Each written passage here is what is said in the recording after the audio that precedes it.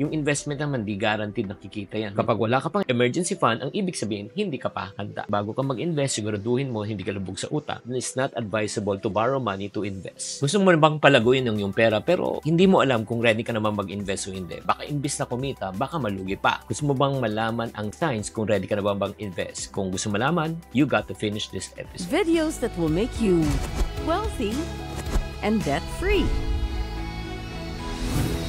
Hi there, this is Chinky Tan, your pambansang wealth coach. Sa video na ito, pag-uusapan po natin ang 6 na signs kung ready ka na mag-invest. Paano ito simulan ng tama? Mga kapatid, lahat po tayo gusto natin talagang magpalago ng ating pera on a safe side. I want to prepare you to know ano ba yung mga signs. Sign number 1, may sapat ka na tinatawag na emergency fund. Word of caution, huwag kang mag-invest kung wala kang safety net. More or less around 3 to 6 months of your expenses na ipon for emergencies. Kung 30,000 yan per month ang gastusin mo, at least 90,000 to 180,000 para hindi ka magwi-withdraw ng investment mo kapag biglaan may gastos. Kasi minsan, yung investment naman di guaranteed nakikita yan. Minsan pag bumaba, tapos bigla na kailangan mo ng pera, mapipilitan ka to sell at a loss. Yun po yung tinatawag nating paper loss. Importante rin mo, kahit na mawalan po tayo ng income, pagdating ng panahon, wag naman po sana may hugutin ka pang gastos. Kapag wala ka pang emergency fund, ang ibig sabihin, hindi ka pa handa. Second, wala ka ng malaking utang. Again, bago ka mag-invest, siguraduhin mo hindi ka lubog sa utang. Yung nababayaran mo, manageable ang credit card mo or personal loans. Mayroong kang ika nga pambayad. Hindi ka rin nagbabayad ng mataas na interest. At may extra pang pera for investment. At hindi ito hinihiram. Again, it's not advisable to borrow money to invest. Number 3, may extra kang money na pwede mong ipuhunan. Yung parang may stable income ka, tapos nakalaan sa panggastusin, meron kang pang savings, at meron kang gagamitin pang pang-invest. Always remember, ang investment po ay long term. Siguraduhin mo na hindi mo kailangan ang pera na i-invest mo. So, by the way, before we continue on number 4 sign, let's say hi to James Rector, Raymond Carnat, and Coach Hill. Maraming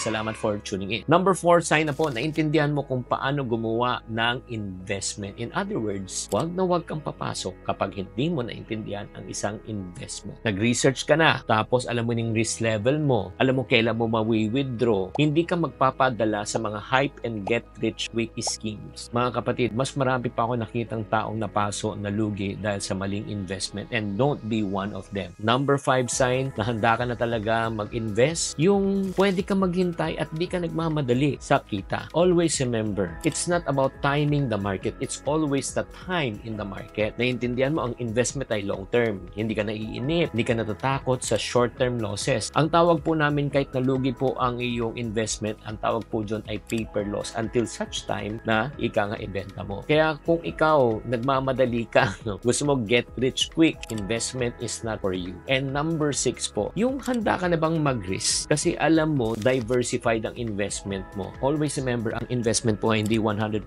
guaranteed. Pero pwede mong bawasan ang risk. Paano mo babawasan ang risk mo? Meron ka sa tinatawag na paper asset, meron ka sa physical asset like property, meron ka sa tinatawag na productive asset like business. Diversify mo ang iyong portfolio. Handa ka sa ups and downs ng market. Alam mo kasi, hindi nakalagay lang sa isang basket ang iyong pera. Out of the 6 signs, ulitin po natin yung 6 signs. May emergency fund ka, wala kang utang na malaki, may extra money ka for investment, naintindihan mo yung risk, handa ka maghintay, and then handa ka rin sa diversification. If you have 5 out of the 6 signs, congratulations!